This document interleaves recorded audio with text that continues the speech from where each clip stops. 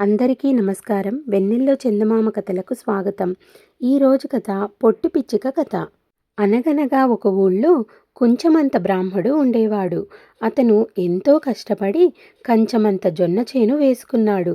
అది అట్లా అట్లా పెరిగి కంకులు వేయటం మొదలుపెట్టే వరకు 2 బమిడిలేళ్ళు 2 వెండిలేళ్ళు వచ్చి రాత్రిళ్ళు తినివేయటం మొదలుపెట్టినాయి. అవి తినిపోగా 1 కంకి మిగిలితే మన పొట్టు పిచ్చుక వచ్చి పగులు తినివేస్తూ ఉండేది. ఒకనాడు బ్రాహ్మడు పొలం వచ్చి చూసుకునే వరకు చేనంతా ఈటుపోయి ఉంది. 1 అక్కడక్కడ మిగిలిన కంకులు పిచ్చుక తింటూ ఉంది. పాపం బ్రాహ్మడికి ఏడుపు వచ్చింది, కోపం వచ్చింది.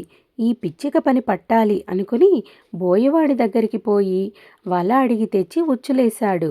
పాపం పొట్టి పిచ్చుక అది కానకుండా వచ్చి ఉచ్చుల్లో చిక్కుకుంది.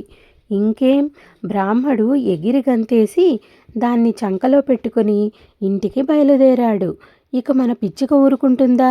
చంకలో కూర్చొని పాట ఎత్తుకుంది.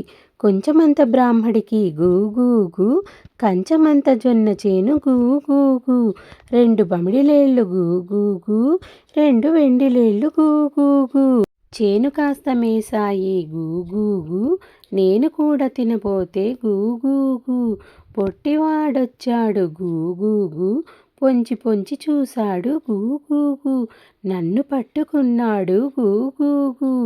ఈ పాట వినే వరకు బ్రాహ్మడికి కోపం వచ్చింది. చంక బాగా బిగించాడు.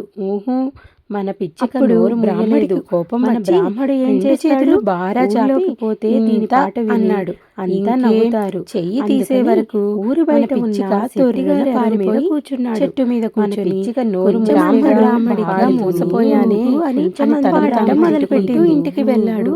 కంచమంత జొన్న ఈ కథ మీకు నచ్చిందనుకుంటాను.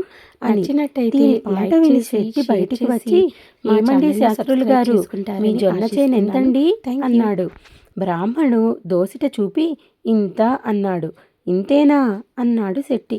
కాదు అని బ్రాహ్మడు 2 అరచేతులు కాస్త ఎడంగా తీసి ఇంత అన్నాడు. ఓస్ ఇంతేనా అన్నాడు శెట్టి.